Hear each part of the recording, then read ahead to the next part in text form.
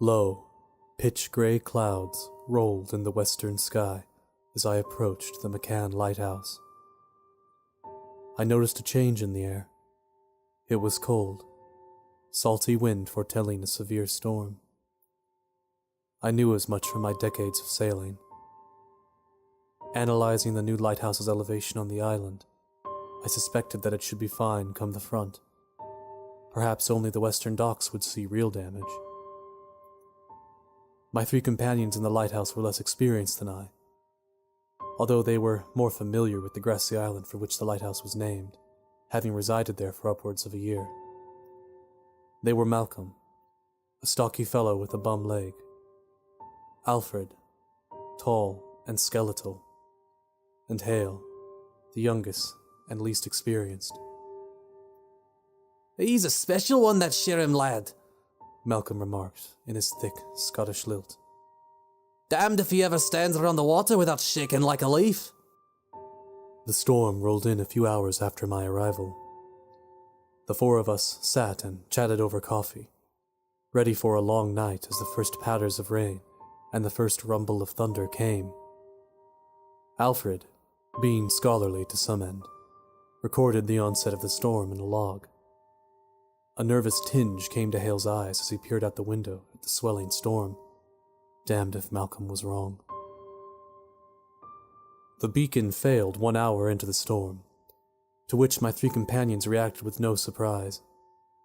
I learned that the beacon here was highly faulty and had died repeatedly in recent weeks. Their inaction to replace it stunned me, but I chalked it up to their inexperience. The four of us went up the tower to reignite the beacon. The storm's power was audible even in the confines of the lighthouse's steel walls. Wind and rain battered against the exterior with such force that I wondered for the first time whether I had been wrong about the lighthouse's chance of survival. A similar unease must have crept into my companions. Malcolm's joviality gone. He had limped up the stairs with a quiet look of severity, Alfred gripping the guardrail so tightly that his knuckles whitened, and Hale lagged behind and stopped to peer through each port we passed on the way. It truly was a storm of unusual proportions. Tightening several bolts and adjusting each of the beacon's large bulbs, the beacon was repaired. Its light overwhelmed us at first, effulgent in the black storm. We acclimated and then peered outside to assess the water level, but then we spotted something horrifying. In the crashing waves just beyond the island's western coast, there churned a titanic set of shapes, bobbing up and down in the water. The center one rose above the others, calling to mind a bowed head between two slouching shoulders. My three companions and I stood still, unable to tear our eyes from the panic-inducing sight. Hale's teeth chattered audibly. The longer I looked, the more I came to realize that what I was witnessing was, in fact, a swollen cranium, nestled between two rubbery shoulders. But of what? Not even God could tell. It was then that I declared that the four of us must depart for downstairs, lest we madden ourselves trying to comprehend the monster in the Swell. All complied.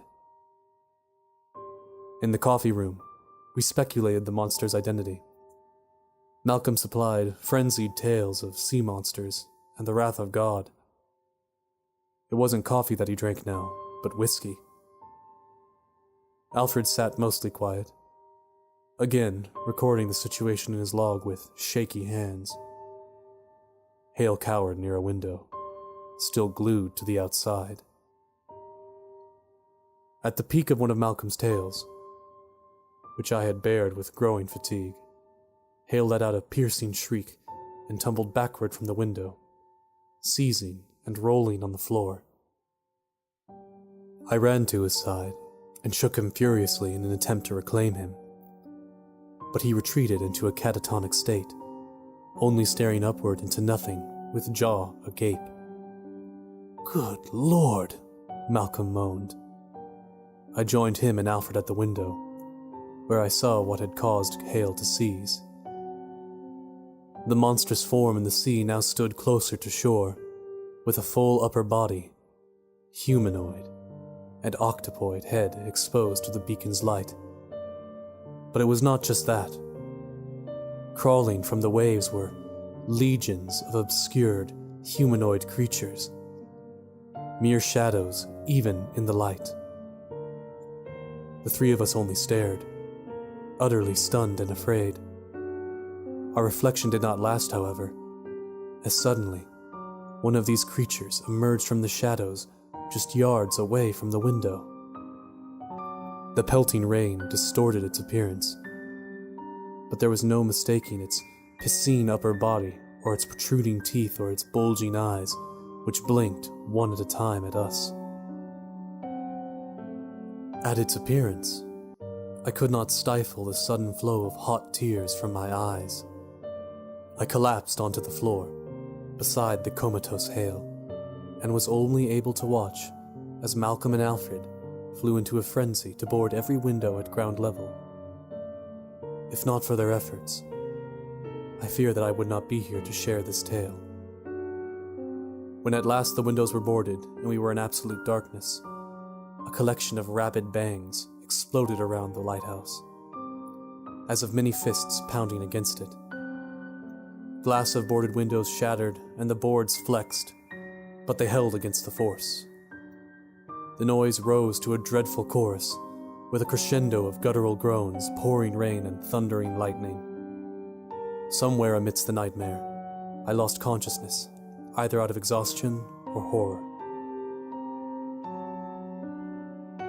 I woke to a cold breeze the next morning, lying alone on the floor.